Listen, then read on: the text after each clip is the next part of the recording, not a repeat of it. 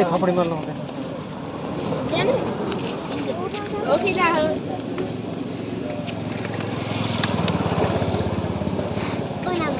শ্ৰদ্ধা ৰাইজ আৰু কোনোবা হাতত লৈছোঁ আৰু ইতিমধ্যে বন্তি প্ৰজ্বলনৰ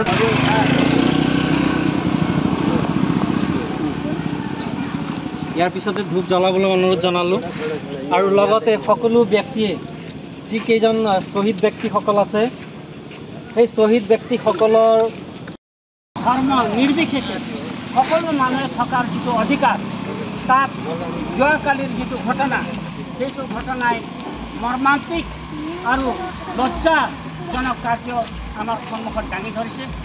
গতিকে এইটো নিশ্চয় আমাৰ পৰৱৰ্তী দেশ ঘটনি এইবিলাক ঘটনা আজি নহয় আগত আজি আমি টৌভাঙাবাসী ৰাইজ হৈ পেলাই আমি ইয়াতে প্ৰতিবাদী কাৰ্যসূচী অৱলম্বন কৰিছোঁ আৰু যোৱাকালি যিটো ঘটনা হ'ল জম্মু কাশ্মীৰৰ পেহেলগামত সেইটো একেবাৰে গৰিহণাৰ যোগ্য। এইকাৰণে গৰিহণাৰ যোগ্য যে সাধাৰণ লোক যিবিলাকে আমাৰ জম্মু কাশ্মীৰ হৈছে এটা স্বৰ্গৰ ৰাজ্য বুলি কোৱা হয়, সেই স্বৰ্গৰ ৰাজ্যক চাবলৈ যাওঁতে যিবিলাক পৰ্যটক আছিলে সেইটো হয়তো কোনোবা কৰ্ণাটকৰ আছিলে, কোনোবা হাৰিয়ানাৰ আছিলে, কোনোবা উৰিষ্যাৰ আছিলে, সকলোকে তেওঁলোকে একগোট সমবেত কৰি পেলাই কোনো ধৰণৰ জাতি বৰ্ণ ধৰ্ম কোনো নুসুধাকৈ হিন্দু হয় নে মুছলিম হয় সেই ধৰণে তেওঁলোকে সুধি পেলাই চাৰ্ট পেণ্ট খুলি তেওঁলোকে লেংটা কৰি পেলাই যি ধৰণে তেওঁলোকে কাৰ্যসূচী অৱলম্বন কৰিলে বা নিৰ্মম হত্যাযজ্ঞ লীলা তেওঁলোকে চলালে তাৰ বিৰুদ্ধে আজি আমি ইয়াতে প্ৰতিবাদ কৰিছোঁ। আৰু এই প্ৰতিবাদ আমাৰ এই যে অঞ্চলতে সীমিত নাৰাখি পেলাই গোটেই ভাৰতবৰ্ষতে ইয়াৰ প্ৰতিবাদ হ'ব লাগে আৰু অতি সোনকালে আমি দাবী জনাইছোঁ এই টৌভাঙাবাসী ৰাইজৰ তৰফৰ পৰা চৰকাৰে যাতে অতি সোনকালে এই সন্ত্ৰাসবাদক নিৰ্মূল কৰিব লাগে, শেষ কৰিব লাগে আৰু লগতে পাকিস্তানে যি ধৰণে এইবিলাক কাৰ্যসূচীত অংশগ্ৰহণ কৰি আছে পাকিস্তানকো গোটেই আন্তঃৰাষ্ট্ৰীয় ভিত্তিত তেওঁলোকক নাকি লগাব লাগে আৰু পাকিস্তানৰ বিৰুদ্ধে ভাৰতে একশ্যন ল'ব লাগে।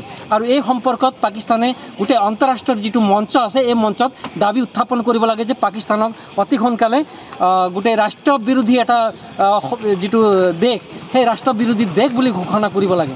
তেনেকুৱা আমি টৌভাঙাবাসী ৰাইজৰ তৰফৰ পৰা আমি বিচাৰিছোঁ। ধন্যবাদ। জম্মু কাশ্মীৰৰ পেহেলগামত যি ধৰণে 26জন ব্যক্তিক নিৰ্মমভাৱে তেওঁলোকে এনেকুৱা এটা কাম কৰিলে যে তেওঁলোকৰ নাম সোধা নাই, তেওঁলোকৰ জাতি সোধা নাই, তেওঁলোকক সুধিছে তোমালোকৰ ধৰ্ম কি, তোমালোকে হিন্দু নে মুছলিম, তেনেধৰণৰ এটা কাৰ্যসূচী তেওঁলোকে অৱলম্বন কৰিলে। তাৰপিছত তেওঁলোকক কাপোৰ খুলিব দিছে, লেংটা কৰি পেলাই তেওঁলোকক গুলীয়াই হত্যা কৰিছে। এনেকুৱা এটা কাৰ্যসূচীক আমি তীব্ৰ ভাষাৰে গৰিহণা দিছোঁ আৰু অনাগত দিনত অতি সোনকালে আমাৰ ভাৰত চৰকাৰে সন্ত্ৰাসবাদী কাৰ্যসূচীক কঠোৰভাৱে নিৰ্মম যিবিলাক হত্যাকাৰী তেওঁলোকক কঠোৰ দমন কৰাৰ নীতিৰে তেওঁলোকক ব্যৱস্থা গ্ৰহণ কৰিব লাগিব। সেইকাৰণে আজি আমি অঞ্চলবাসী ৰাইজ, আমি টৌভাঙাবাসী ৰাইজ ইয়াতে গোট খাইছোঁ।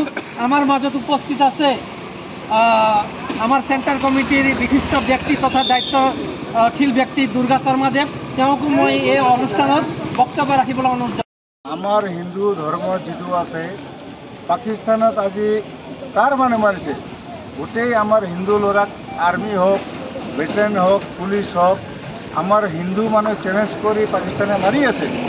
কিন্তু আজি আমি ইয়াতো আমাৰ গোটেই এৰিয়াত মুছলিমৰ লগত আমাৰ ব্যৱসায় চলি আছে, আমি ব্যৱসায় চলি আছোঁ, তথাপি আমাৰ ইয়াত তেনেকুৱা হোৱা নাই। গতিকে আমি কি ভাবোঁ, আমাৰ হিন্দুৰ যিটো একতা, আমাৰ গোটেই অসমত একতা যদি হিন্দুৰ লগত হৈ যায়, আমাৰ কালি আমাৰ ইয়াতো হ'ব। সেইটো নহয় যে পাকিস্তানৰ আজি গুলি ফুটে আমাৰ হিন্দুৰ লগত মাৰিছে, আমাৰ ইয়াতো মাৰিব এদিন, কিন্তু আমাৰ হিন্দু মানুহৰ একতা নাই।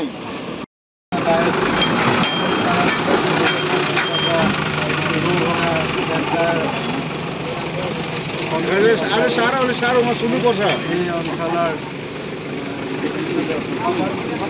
আজি বৰ দুখৰ দিন, আমি তাৰে কিছু মৰ্মাহত হৈছোঁ।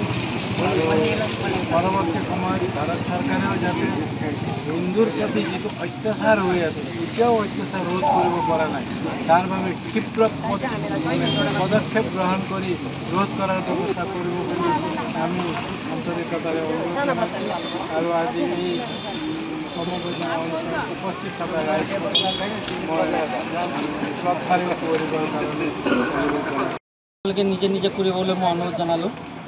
মই ব্যক্তি বিশেষে কাকো নাম নমতাকে সকলোৱে আপোনালোকে নিজে নিজে কৰিবলৈ অনুৰোধ জনালোঁ। We want justice. We want justice.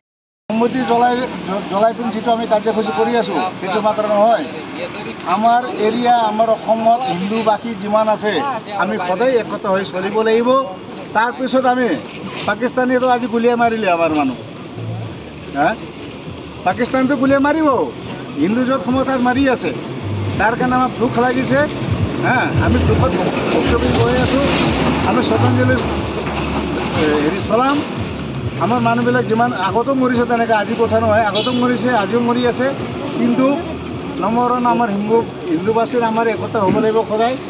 তাৰপিছত আমি বিবেচনা কৰিব লাগিব। আমাৰ এৰিয়াতে আমাৰ হেৰি নাই। পিছতে মই আমাৰ এই টবাঙাবাসী ৰাইজৰ হৈ পেলাই আমাৰ এই অঞ্চলৰ বিশিষ্ট ব্যক্তি শ্ৰী বিষ্ণু চেৰাইদেৱক একাষাৰ বক্তব্য ৰাখিবলৈ অনুৰোধ জনালোঁ।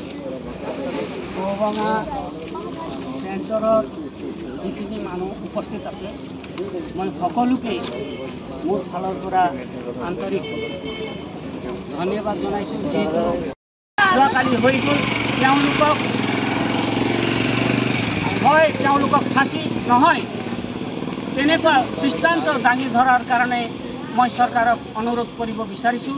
আৰু আমাৰ এই টবাঙা গোটেই ৰাইজ ইয়াৰ বিৰুদ্ধে মৰ্মাহত হৈ যিটো আজি কাৰ্যসূচী অৱলম্বন কৰা হৈছে, মই সকলো সমবেত ৰাইজক ধন্যবাদ জনাই এই শ্বহীদৰ প্ৰতি আমাৰ টবাঙাবাসী ৰাইজ আমি মানুহ পিছফালে গৈছে এনেকৈ যোৱা ইংৰাজী 22/4/2025 তাৰিখে জম্মু কাশ্মীৰৰ পেহেলগাম অঞ্চলত সন্ত্ৰাসবাদীয়ে যি ধৰণে নিৰ্মমভাৱে 26জন ব্যক্তিক হত্যা কৰিলে, তাৰ প্ৰতিবাদ স্বৰূপে আজি আমি